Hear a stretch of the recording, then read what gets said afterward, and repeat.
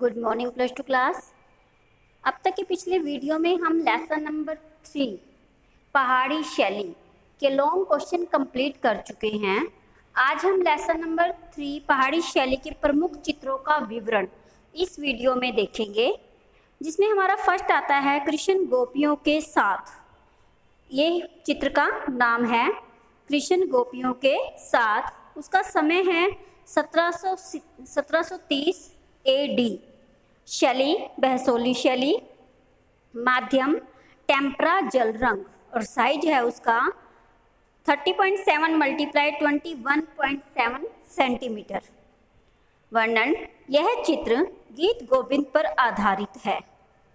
इसमें गोपियों की कृष्ण के प्रति भक्ति को दर्शाया गया है कि इस चित्र में गोपियां कृष्ण के प्रति क्या भक्ति भाव रखती हैं, उनको दर्शाया गया है। एक गोपी बड़े आदर के साथ कृष्ण के पांव छू रही है और दूसरी ने सफेद रंग की कृष्ण की चुनरी को थामा हुआ है। कि एक जो गोपी है वो क्या कर रही है, वो कृष्ण के पांव छू रही है। दूसरी ने कृष्ण का सफेद आंचल या चुनरी जिसे हम बोल सकते हैं उसको पकड़ा हुआ है, यानी थामा हुआ है। और एक अन्य गोपी हाथ जोड़कर और अपने सिर को झुकाकर खड़ी है। एक जो दूसरी गोपी है वो अपने हाथ जोड़ रखे हैं उसने, और वो सिर झुकाकर कृष्ण भगवान के आगे खड़ी है। कृष्ण ने दो गोपियों को अपनी बाहों में लिया हुआ है। बाहों में लिया हुआ है यानी आलिंगन किया हुआ है। कृष्ण ने दो गोपियों को अपनी बाहों में लिया हुआ है।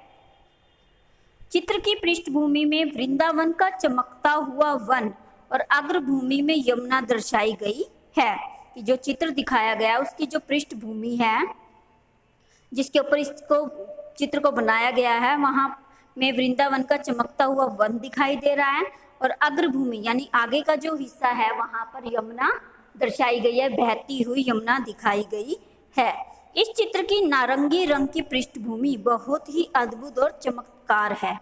कि इस चित्र में नारंगी रंग की जो पृष्ठभूमि बनाई हुई है वो बहुत ही अद्भुत है और चमत्कार है। यह गीत गोविंद श्रृंखला की बहुत ही सुंदर और प्यारी रचना है। कि यह गीत गोविंद श्रृंखला की श्रृंखला यानी लाइन में बहुत ही सुंदर और प्यारी रचना है।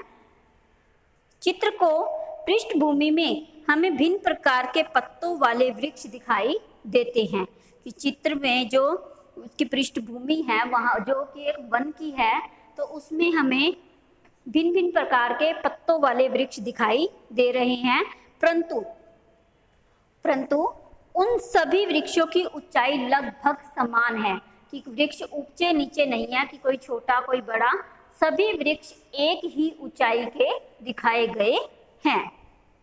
उसके बाद हमारा नेक्स्ट क्वेश्चन आता है राग मेघ। चित्र का नाम है राग मेघ, माध्यम है टेम्परा जल रंग, समय 1785 से 90 AD, शैली कांगड़ा शैली। वर्णन, कांगड़ा शैली की यह बहुत ही महत्वपूर्ण और प्रसिद्ध चित्र है। इस चित्र के मध्य भाग में भगवान श्री कृष्ण राधा के साथ नृत्य कर रहे हैं।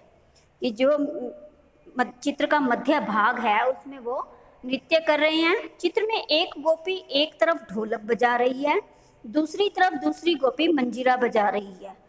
इसी प्रकार एक तरफ अन्य गोपी वीणा बजा रही है।